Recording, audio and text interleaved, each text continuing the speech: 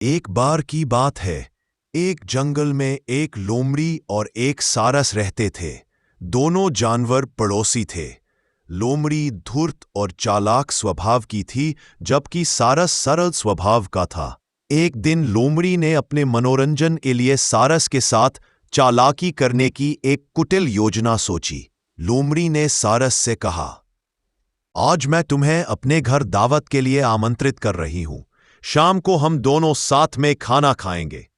लोमड़ी की किसी भी चाल से अनजान सारस ने खुशी खुशी उसका यह निमंत्रण स्वीकार कर लिया। शाम को तय समय पर सारस खाना खाने के लिए लोमड़ी के घर पहुंचा। लोमड़ी ने खाने में सूप बनाया था। उसने बड़ी चालाकी से दोनों के लिए वह सूप उथले बर्तन में परोसा और सारस के सामने रखा। यह देखकर सारस को बहुत अजीब लगा। अपनी लंबी चोंच के कारण सारस उस बर्तन से सूप पी ही नहीं सकता था। वहीं दूसरी ओर लोमड़ी सामने बैठकर बड़ी आसानी से सारा सूप पी गई।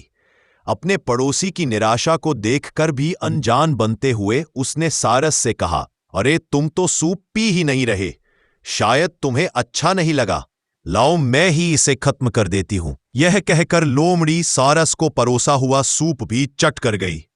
सारस समझ गया कि लोमड़ी ने जानबूझकर इस तरह के बर्तन का इस्तेमाल किया, जिससे वह तो आसानी से सूप पी सकती थी, लेकिन सारस की चोंच सिर्फ गीली होती। सारस लोमड़ी के इस व्यवहार से ठगा सा महसूस करने लगा। उसे यह सोचकर बहुत बुरा लगा कि अपने घर पर दावत के लिए बुलाकर भी लोमड़ी ने उसे भूखा रखा।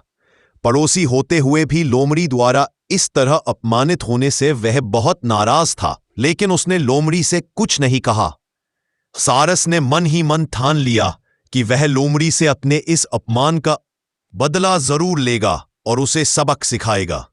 कुछ दिनों बाद सारस ने लोमड़ी को अपने घर पर साथ में भोजन करने के लिए आमंत्रित किया।